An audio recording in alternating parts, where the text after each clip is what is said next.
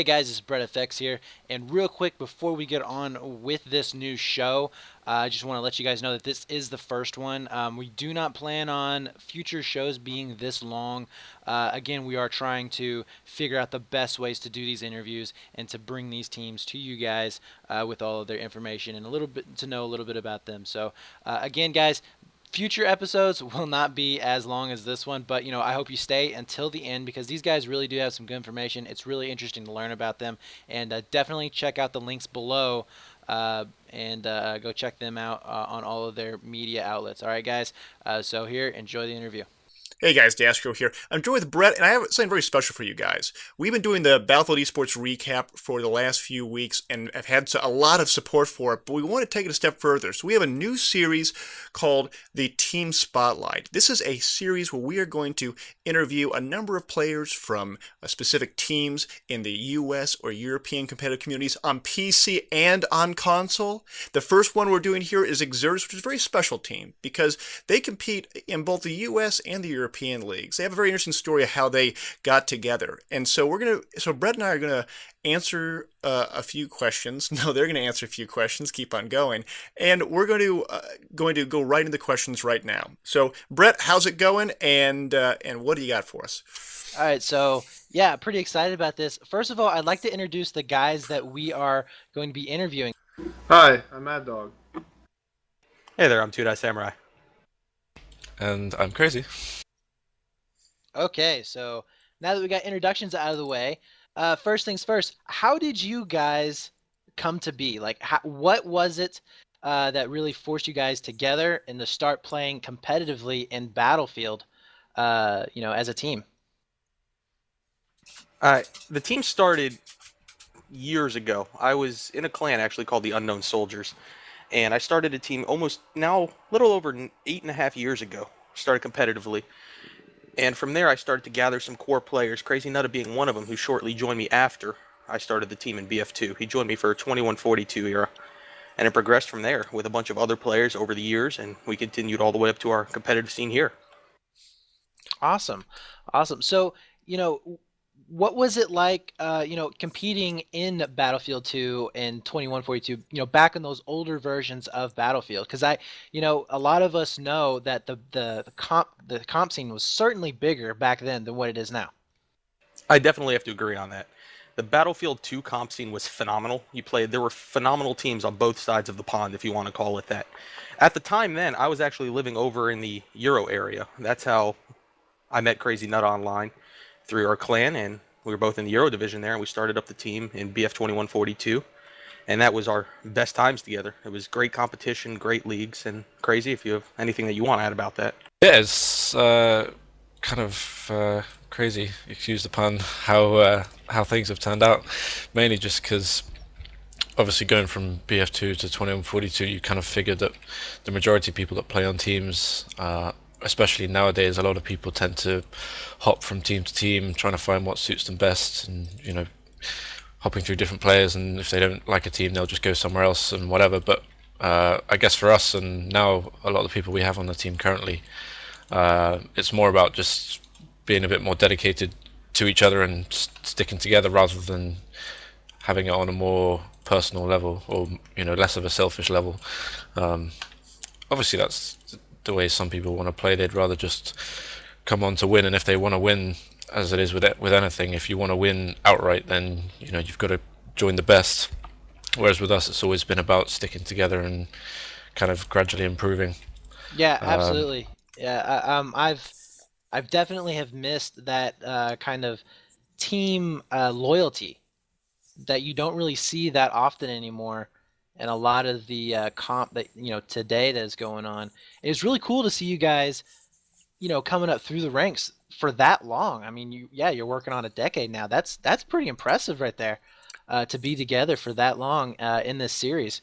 So how was it for you guys transitioning from the Battlefield 2 2142 to transition all the way up to the games that we have now today? I mean, obviously your team is going to lose players, gain players, that type of thing. Was there ever a moment where you guys were possibly going to just change your identity completely?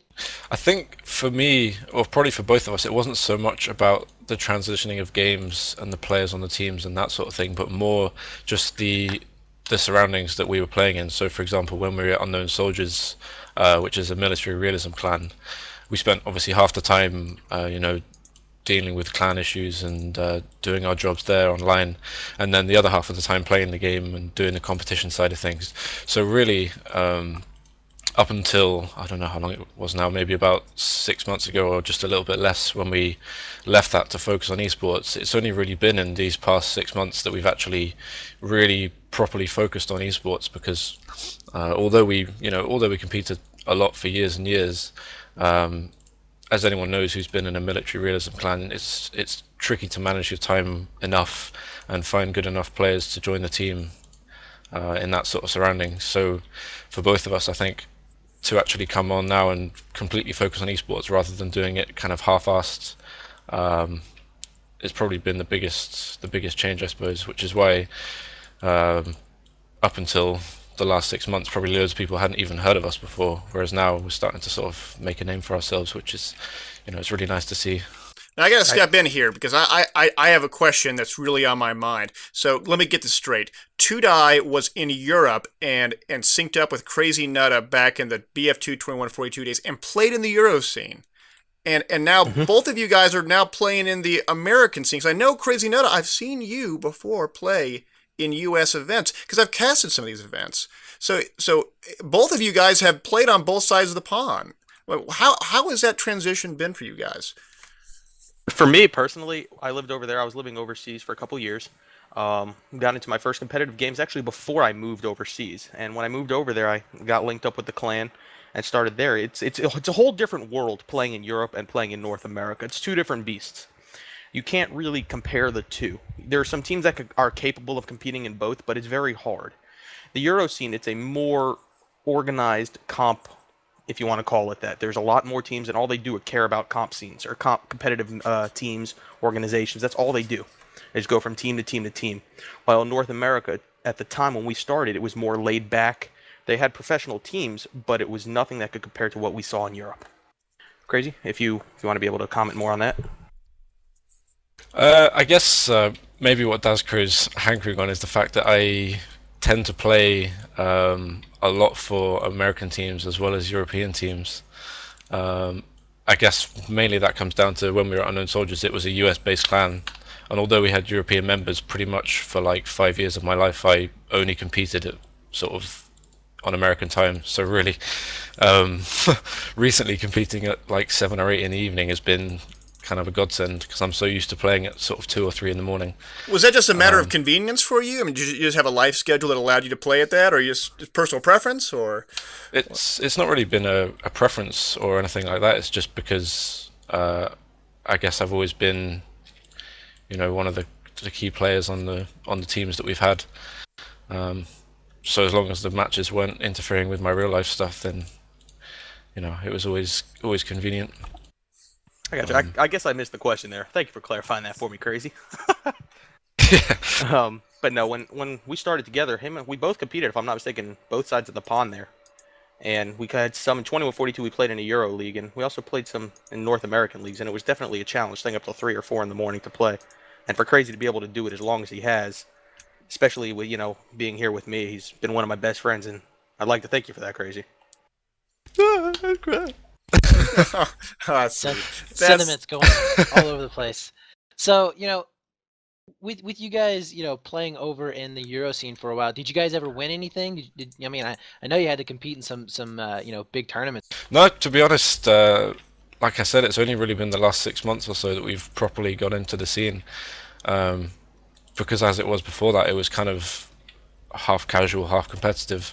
So there wasn't actually any opportunities that we had to really have a good enough team to become, a decent enough force to actually win anything. Which is why, we're really looking to BF4. I mean, towards the end of BF3, there's been some really good opportunities. There was a LAN event that's coming up in a month or so that we were, really tempted to go to, but at the end of the day, we really just want to make sure we're ready for the next game. And how are you guys preparing for that? How are you guys preparing for BF4? Are you doing anything different than you have been the last few months? Yeah, I would say the only thing different that we're doing is we're really trying to find more dedicated members that are not going to be here for the short term. Any member that we're taking onto the team now has, at least for Rect, and I'm pretty sure for the Euro guys also, they need to be dedicated in the long term. We don't want to have to rebuild a team for BF4. We want to be able to have the team cohesion, be able to go in there and stomp in the field the day it opens. Yeah, we really aren't seeking players for Battlefield 3 anymore. We're not even that concerned about Battlefield 3, to be honest. We're, like Tudai said, we're solely seeking players for Battlefield 4 and beyond that. You guys mentioned dedicated players. What does that actually mean? I mean, what does that mean to you guys when you think of what a dedicated player represents? Crazy Nutta. I can't give you a better opinion than that. Somebody who stuck around, been a great friend, been a great player for years upon years. There's the core group that we had here was Crazy Nutta, Prowler. We had Double O Me for years. These are people that I've gamed with for years that I can count on and trust to know that they're going to be here with me day in and day out, even when times get hard or we're arguing. Somebody that I can sit there and yell at and 5 minutes later go, dude, I'm sorry, man. Let's fix this problem. Let's move on. That's what I consider a dedicated player. Someone who's going to not, take things personally, and they're going to look at it from the larger perspective and work as a team and still be friends. That was, like what he just explained, that was actually something that that's exactly what I was looking for in a team. At the time that I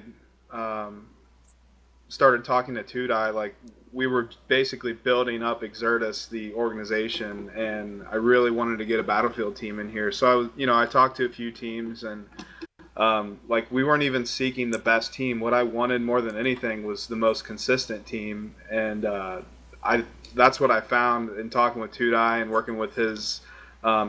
Most of the players at the time were his European guys, like Prowler, Crazy, Phantom, but basically, I found that consistency with this team, which, has worked out great here. You touched on the fact that, Exertus was a gaming organization. What exactly, how many teams do you guys have? We currently have we have 2 Battlefield teams, Rect and EU, and then we have a CSGO team and 2 League of Legends teams currently. So you guys are currently not looking for anybody, but for new players out there who are looking for teams, what kind of tips can you guys give them in getting into the comp scene now? Because as we did say, it is kind of tailing off right now. It's not dead, but it is slowly dying. So what would you guys give them in a tip to finding teams and getting into the comp scene? I'd say having to, get out there, make some friends first. Just kind of start to get to know people on some of the teams. Try and ring for them when they're practicing, practice scrims. Get your name out there. Show your skills off. The more you show your skills off and the more friendly you are, your personality, all that, the more apt you are to be being given an invite onto a team or a tryout onto a team. If you just pub, you're not going to get, it's not going to get done. It's not just going to land in your lap, because there's a huge difference between pubbing and competitive gaming. And that, that took me a while to learn until we really moved over here. And it's become more and more apparent that if you want to be on a good competitive team, you need to scrim. You need to make friends. You need to just branch out and be friends with everybody in the comp scene. So right now, presently, you guys have been competing in a couple of tournaments. I know you guys competed in CEVO Season 1, CGL currently. That's your US team, I believe, and then your Euro team is competing over in ESL. How are your teams doing right now? The North America team right now, we're doing fairly well. We had a unfortunate finish in CEVO, but we're going to come back with Season 2 and make a big splash there. CGL, we're doing pretty well. We're into the 3rd week now. We won the first 2 weeks, and we're actually playing in War XS, which is a South American league. And so far, we have won our last 2 matches by over 200 tickets each round, or total in the end of the match. I'm sorry about that. I know our EU team is also doing fairly well. Crazy, if you want to comment on that.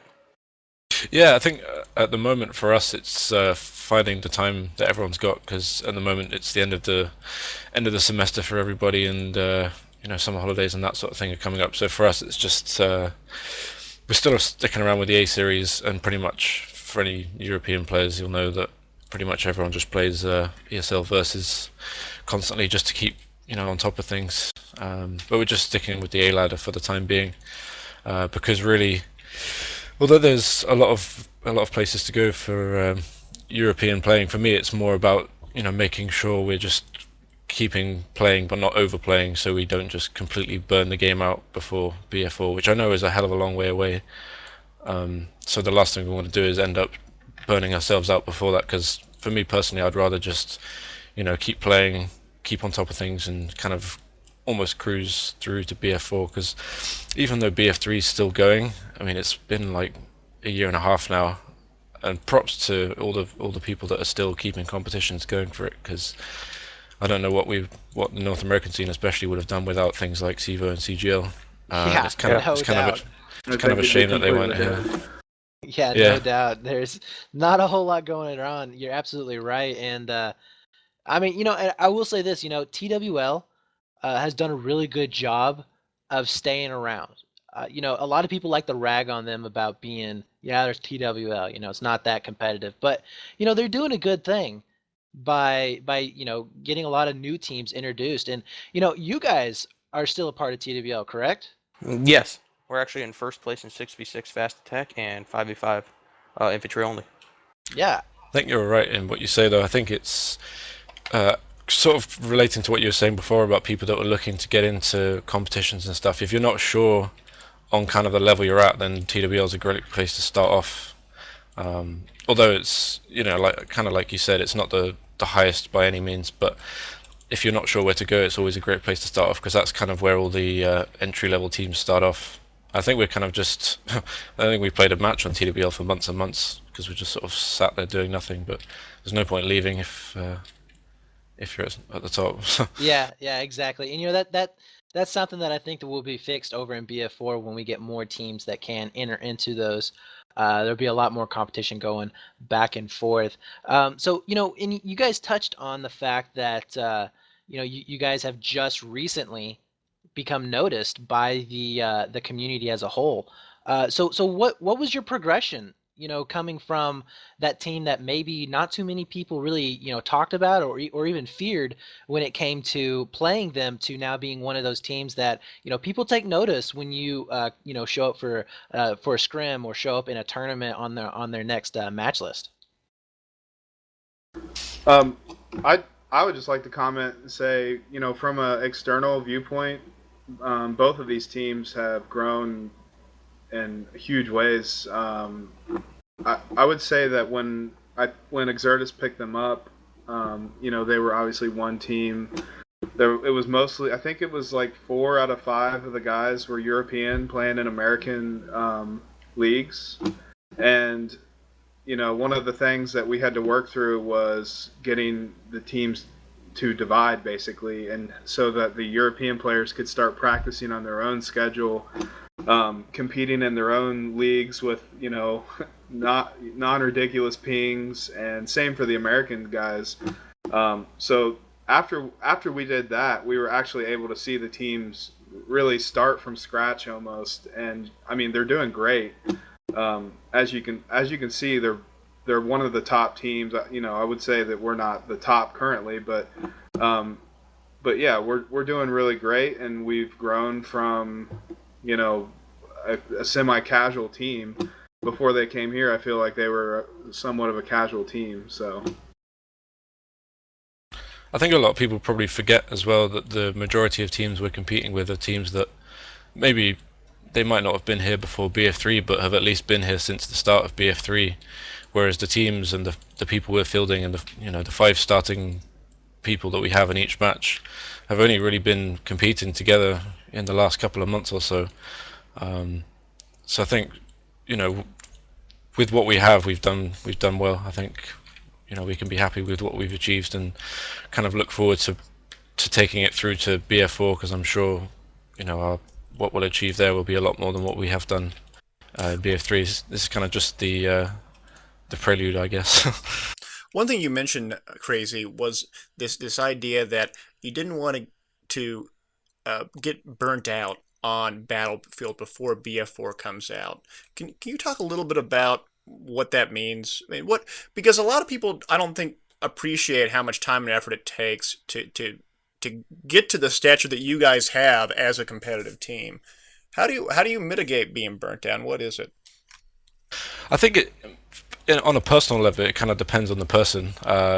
For me, I mean, the game's been out a year and a half, and I've played such a small amount of hours that for me, I'd rather just come on, have an hour or two's practice, play a scrim, and be done, rather than, you know, trial for hours and hours, making things perfect and perfect.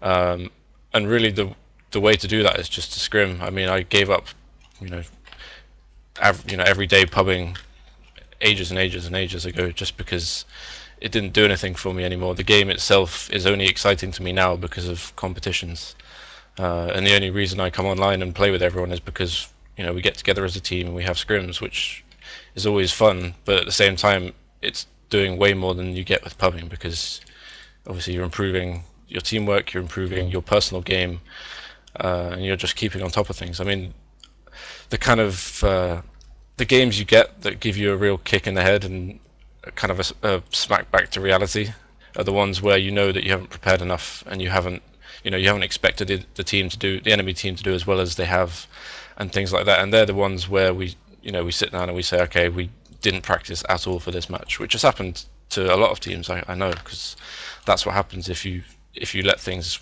go and you don't practice for a while, then you end up playing like crap. But at the same time, I think if you do it too much, you can just fry yourself. It's the truth. I think I don't know. Obviously, there's teams that can spend a lot of time playing the game week in, week out, but I really don't know of any teams that would play more than, you know, a couple of scrims a day or something, unless they're really, really dedicated. But I think at this stage in the game, it's better now to just, you know, keep it steady. Absolutely. Now, you touched on a little bit of, playing better teams and, getting that snap back to reality of, holy crap, we just got our asses handed to us. What do you guys do after that? What do you guys, what is your process of, okay, we just got beat. What happened? Like, do you guys sit and talk about it, or, how do you go about fixing those problems? After every match that we'll say that goes poorly, or even every match, we have a debrief. We sit down, we talk, who screwed up, who didn't screw up. And that even if the match went phenomenally, who did something wrong. And we, positively critique them and help them get better. In negative situations in matches, or negative matches, I should say, every match is recorded, and we put it up under a private video, and we watch the videos together. We go over the game footage step by step by step, looking for what specific incidents caused things to go wrong, and we make corrections there. That's one of the big things, is being able to review what we did so we do not make the same mistake again. And we like to have specific corrections. That way, if it happens again, we'll know either somebody A, wasn't putting in the time to make the correction, or B, it was something else that really played a bigger factor in that. Awesome. Because I know that a lot of new teams, they may get discouraged when they do get beat up by a more, skilled team, or somebody who has been around longer. And, it's, don't get discouraged, guys, keep trying and doing that. I mean, I know I've been in contact with you guys for like almost a year now. I've talked with you guys. I've played against you guys. I've, had a lot of fun conversing and having conversations back and forth. And I really like your guys' attitudes. And I think that really is what it comes down to, wouldn't you think? I mean, your attitude towards the game. You guys are always wanting to get better, right? It's very true. Up until recently, as Crazy said, the North American team practiced 7 days a week, starting at 7:30 p.m. Eastern and going until we were done, which could be hours. Up until recently, we just cut that back. We now practice 4 days a week, but we're still dedicated to making the corrections and bettering ourselves. And we'll sit there, we'll talk. All right, this is what happened. Let's do it. We come up with better strategies, and we progress, because if we don't do that, we're never going to be the best out there. All right. See, that's awesome. That's awesome. So on a lighter note, I mean, we've talked about a lot of, how maybe to keep teams up and everything. So, but on a lighter note, I would like to know, where do you guys, who do you guys think is really an all-star player on your team? Like, who do you guys have just been so proud of, that have seen so much growth from here in the last, I don't know, 6 months or so? I would have to say the player that's shown the most improvement is actually Prowler, and I think Crazy could possibly agree with that. Yeah, definitely. Prowler went from being your average player to being one of the best players I think I've ever seen in this game. He spent hours upon hours just training on his own, playing ESL versus, getting better, and becoming what he is today. He really has been a key part in helping this team progress also. I think Prowler's one of those players that I think a lot of teams have where if you turn up to a match and you have, say, a roster of 7 people or something, if he's not there, you always feel a little bit less confident, and it's always a little bit of like there's a missing part, because for the European team, Prowler's kind of the shot caller, so to speak. So without him there, it's a pretty vital role gone. But also because, unlike me, I'm probably one of the worst people. Is that he keeps his cool a lot. That's one thing that's always been my downfall. Is I get so mad when stuff goes wrong. Are you a rager? No. Crazy has actually been pretty good. I got better, but He has. it's just I think I realize more why now than in previous games, because I think there hasn't been a game up until now like BF3 where being in a different continent makes such a big difference. It's unbelievable. Like BF2 2042, I'd have no problem shooting people in like on 100 ping or whatever, but playing BF3 where the hit detection is Client whatever side. they call it, client side, I don't know how true that is, but my god, I mean, plus the fact that my internet sucks. I won't go on about it because I'll just bore you, but yeah. Been down this road, Crazy. I feel your pain, man. It's Crazy. As much as he says that he was a rager, everybody has in a match. That can't be dumped solely on him or on me or on anybody. It's what happens in this game where BF3 has its quirks, we should say.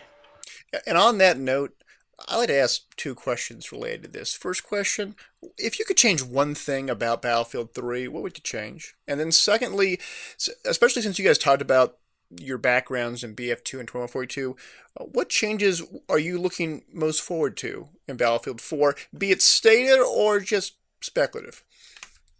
Personally, I would love to see Battle Recorder back for BF4, and I hear they're bringing back Commander Mode, which will be good for 5-on-5. But I would like to see them bring back the server-side hit detection, so I'm not well around the corner and getting shot by a slug from somebody with a 300 ping from South America. Those are some of the biggest downsides to being able to play competitively, as you think you're behind cover, you're behind cover, and boom, you're dead when you're 6 feet behind the wall. That's one of the biggest downsides to BF3 that I'm hoping that they also fix for BF4. And having the demo recorders back also is phenomenal, because that means it's going to be a little easier to review everybody's gameplay for competitive gaming. So coming from another Euro player's perspective, what do you think, Crazy? I'm on the same questions. Well, 100%. I mean, all the while through when BF3 was coming out and we were receiving all these teaser trailers and stuff, and they kept going on about this elusive quote-unquote esports update that they were going to bring out that was, going to be the big thing that would kick off BF3's esports, which ended up being some stupid match system that wasn't really any use.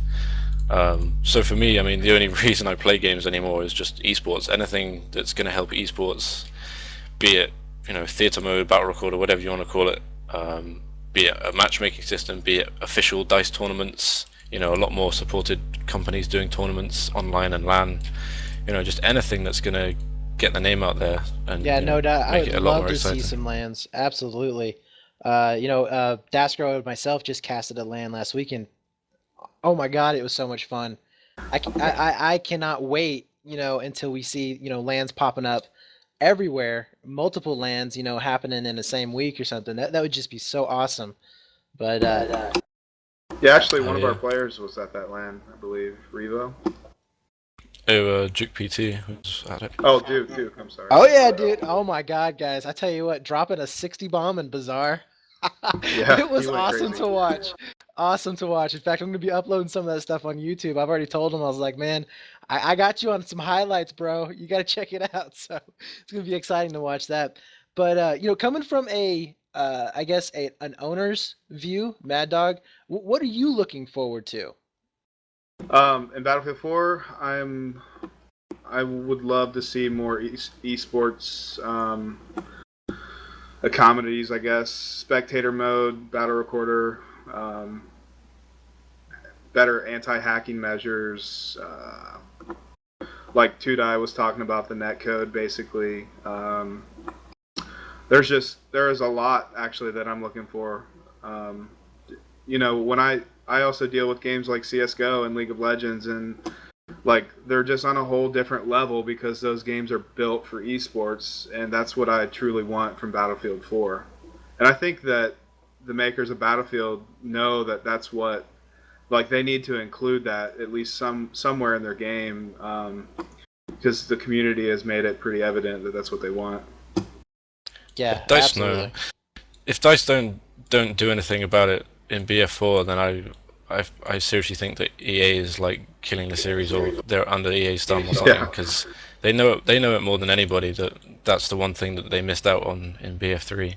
And whether or not BF3, whether they want to call it the, you know, whatever percentage they said, it was like 30% of Frostbite 2 was BF3, and they're gonna boost it for everything for BF4. Whether or not that was like the pre-game to what this is going to be, they said that last time as well. So you can't help but feel a little bit anxious about what's coming out. I Um, I know you hope just as much, Crazy, to get rid of some of these linear maps like Metro and bring back maps like they used to yeah, have in that's the other thing. 2142 and BF2, where there's so many different options for strategies that you could do. You could flank, you can go up the middle, you can swim across at the F and map. So many different Yeah. options out there, and I really hope they bring some of that back for BF4, because for competitively, you can take a team who does not have the best shooters and still give a great challenge to a team that has phenomenal shooters if you have better strategy. Yeah, no doubt, no doubt. So, on that note of having different maps, I know that you guys are primarily a 5v5 team. What are you guys' thoughts on possibly going into maybe some 8s or 12s? Have you ever even toyed with the idea? I actually spoke about it when we started getting a lot of players, when we split into two teams and had the NA and EU teams, and for a little while the Saga guys are over here.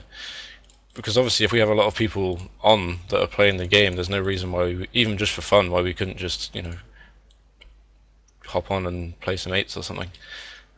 Vehicles have always been our kryptonite. That's an understatement. That is truly an understatement. You give me a vehicle in game, and I'm like, where the hell do we put this thing? Yeah, it's never been anything we've done. I mean, I think we did it a little bit with Unknown Soldiers, but never anything too serious. And I don't mind vehicles at all if I'm pubbing and stuff. And I know there are a lot of people that are on our teams that have had previous experience with vehicles and stuff. So I'm pretty sure there's something to discuss, especially if BF4 explodes and there's hundreds of people looking for teams and there's loads of new teams being made and all that sort of stuff, which let's hope. Then you never know. You never know what's in 12 months' time. We could be having this discussion again, and Going fives? What are fives? Oh, Yeah, absolutely. yeah. I'm going to be honest with you guys, and I know Daskro, you feel kind of the same way. You'd like to see some 12s and 8s come back, right? I would love to see a future Battlefield competitive scene that focuses really on the combined arms element of the game, and in that it's infantry and ground vehicles and air vehicles and even ships, because I go back to 1942 days and think of the old school destroyers and battleships and carriers, able to move them around and what have you, and that was really cool, and I want to see that come back again in some respect or another in a future Battlefield title. Maybe it's a Battlefield 2143 with the Titan. Maybe it's going back to Battlefield Vietnam and bringing the pontoon boats back. That's what I'd like to see in the future. And one thing that I have to agree on, no doubt, is the fact that with bigger maps and maps that aren't as linear, you do get differentiated strategies, and you have big maps that have a lot of variety in vehicles. It actually creates another level of strategy, because then the vehicles become in of itself another element that can be controlled, manipulated, and that's what I really look forward to in future Battlefield titles. Yeah, no doubt about it. So, moving along here, what do you guys have? I know we touched a little bit on Battlefield 4 and but what are your plans as a team as a whole? And Mad Dog, I would also love to hear what you have planned for Exertus in the future. I mean, I'm not talking about just 6 months in the future when BF4. I'm talking about a year, 2 years from now. What are you guys looking at? Like, what are you hoping to achieve? Oh man, I have some pretty high goals. I mean, we already like our CS:GO team, and like our CS:GO team competes with teams like Curse and Quantic already. They finished third in intermediate. They got moved up to main and ESEA, and there's still a chance that we might make Invite, which is the top league. And this is our basically our first season. I mean, Exertus is very new, and our League of Legends teams they're already beating Curse, which is heavily sponsored. Um, I mean, I think that organizational goals. I think my main goal is to be the best organization out there. To I guess cater to sponsors and actually this off season, which is basically now, is when we're going to start talking to sponsors more. Um, we currently only have one sponsorship now through EO Reality. Um, just provides us servers and stuff like that. But we definitely need some help financially to fund lands and um, so that that's not solely coming out of my pocket and some of management their pocket as well. But um, my goal is just to have a thriving organization that wins everything. I guess I really don't know what else to say other than that. Yeah, absolutely, absolutely. So, you know, I absolutely love the fact that you guys are supporting and picking up teams for multiple games. I think that's pretty cool. And as I stated before, I'm excited to see how many more organizations are created that are like yours. When BF4 comes out, if we see a lot more of that type of thing happening. But anyways, guys, we have reached a fairly long interview. I have enjoyed this pretty well. I mean, you guys have been awesome. I really appreciate you guys talking to us, and I hope you guys, the viewers, have got a little bit more of an insight as to who Exertus, who they are, and kind of get a little interested in them and see see how they do in future events. In the description below, I'm going to have all of the YouTube channels, all of the Twitch channels, and their website. So you guys definitely go down, check them out. They are awesome players. They really are. And I know from personal experience of playing against them and also from watching their videos. So, Dasco, you got anything for them? No, I want to thank Exertus for really coming to the scene and really shaking things up. I don't think a lot of people fully appreciated how powerful a force you guys were going to be in the scene. And what I also love about it, for very personal and selfish reasons, is that you guys record your footage and you post it on occasion. And I think it's so cool that you guys do that. And I didn't know that you guys actually record to actually review it on your own in private. I think that's really cool and really indicative of what it takes to be a good team that continues to grow and learn, because you're going to need that. And hopefully in Battlefield 4, when a battle recorder or a demo recorder comes out, we'll all be able to do that, and I'll be able to have that same kind of learning experience. So I want to thank Mad Dog, Two Die Samurai, and Crazy for interviewing with us, and want to thank all of you watching for watching this entire long interview. I know it's been a bit long, but we'll be doing more of these interviews with other teams on both US and Euro, on both PC and console in the future. So I want to thank all you guys for tuning in. We'll see you guys later.